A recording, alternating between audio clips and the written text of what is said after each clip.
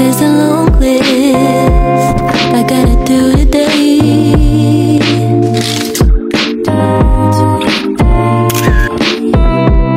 But all I want is a peaceful bed to lay.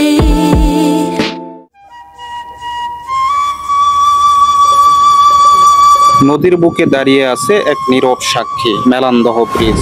এটি শুধু cement আর কনক্রিটে করা একটি সেতু না, এটি মানুষের স্বপ্ন, উন্নয়ন আর সংযোগের প্রতীক। হ্যাঁ প্রিয় বন্ধুরা, আজ আমি এক্সপ্লোর করতে যাচ্ছি গাইবান্ধা জেলার সাগাটা উপজেলার একটি ব্রিজ, মেলান্দহ ব্রিজ সম্বন্ধে। সো ভিডিওটি না টেনে সম্পূর্ণ দেখার অনুরোধ করছি।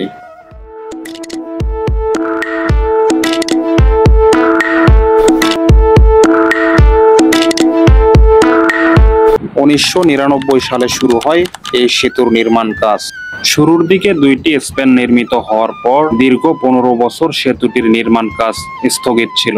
ফলে নদীর তীরবর্তী এলাকাবাসী চরম দুর্ভোগে পড়ে এবং খেয়া নৌকার সাহায্যে নদী পারাপার হয়। অবশেষে 2015 সালে সেতুটির অসম্পূর্ণ কাজ সম্পূর্ণ করা হয় এবং সেই বছরই সেতুটি চালু করা হয়। সেতুটির দৈর্ঘ্য 260.76 মিটার এবং প্রস্থ 9.5 মিটার। এই সেতুটির নির্মাণ ব্যয় প্রায় 35 কোটি টাকা। এই সেতুটি গাইবান্ধা জেলার সাগাটা উপজেলা এবং বগুড়া জেলার সোনাতলা উপজেলার হাজারো মানুষের জীবন পাল্টে দিয়েছে। আগে পার হতো নৌকায়, এখন মিনিটে এই নদীটি পার হওয়া যায়। ফলে কৃষকের ফসল পৌঁছায় বাজারে, শিক্ষার্থী যায় স্কুলে এবং যোগাযোগে এসেছে অনেক গতি।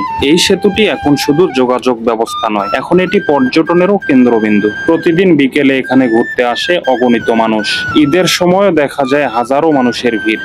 2019 সালে সেতুটির এক গার্ডারে দেখা দেয় ফাটল। এতে আতঙ্ক ছড়িয়ে পড়ে স্থানীয়দের মধ্যে। প্রয়োজন হয় সঠিক তদারকি ও রক্ষণাবেক্ষণের। মেলান্দহ সেতুটি গাইবান্ধা এবং বগুড়া জেলার মানুষের জন্য শুধুই এক টুকরো রাস্তা নয়, এটি উন্নয়নের প্রতীক, জীবন বদলের রাস্তা। চলুন আমরা এই অর্জনকে সম্মান করি এবং ভবিষ্যতের জন্য সংরক্ষণ করি। সো বন্ধুরা, আজকের ভিডিওটি এখানেই শেষ করছি। যদি এই ভিডিওটি ফেসবুক পেজ থেকে দেখে থাকেন তাহলে ফেসবুক পেজটি ফলো করবেন, আর যদি ইউটিউব থেকে দেখে থাকেন তাহলে আমার চ্যানেলটি সাবস্ক্রাইব করবেন। ধন্যবাদ সবাইকে।